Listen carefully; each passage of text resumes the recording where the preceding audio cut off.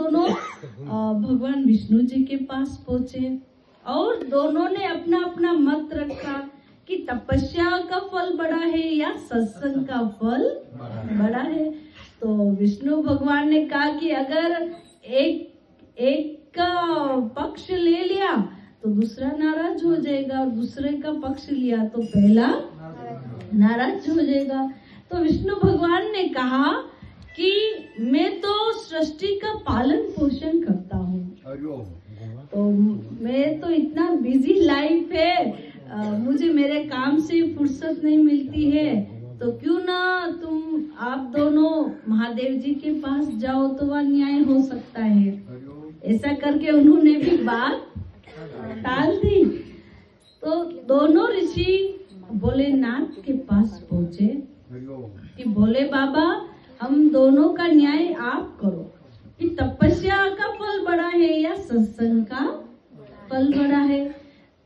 तो भोले बाबा ने कहा कि मैं तो सृष्टि का संहार करता हूँ और ये न्याय में नहीं कर सकता।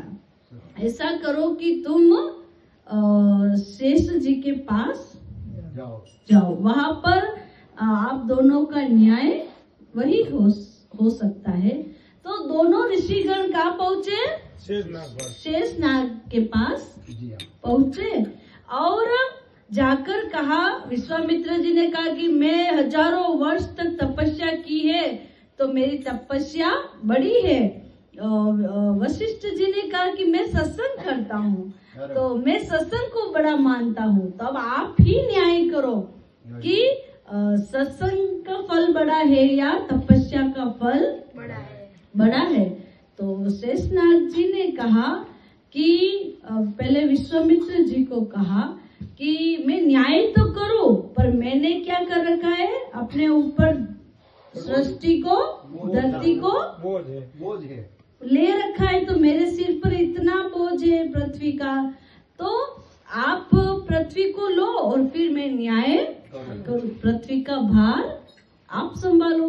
तो जैसे ही पृथ्वी विश्वामित्र जी ने अपने सिर पर ली और पृथ्वी तो पाताल में जाने लगी, धंसने लगी। तो विश्वामित्र जी ने कहा कि अपने पूरी जीवन के तपस्या का जो फल था वो अर्पित किया पृथ्वी को कि अब तो पृथ्वी शायद इस फल से टिक जाए और रसातल में न जाए, लेकिन पृथ्वी तो जाने लगी। तब गुरु वशिष्ठ जी ने आधी घड़ी सत्संग का फल पृथ्वी को अर्पित किया और पृथ्वी वहीं पर ठहर गई। तो शेषनाग जी ने कहा कि मुझे न्याय करने की कहाँ जरूरत है, आप ही देख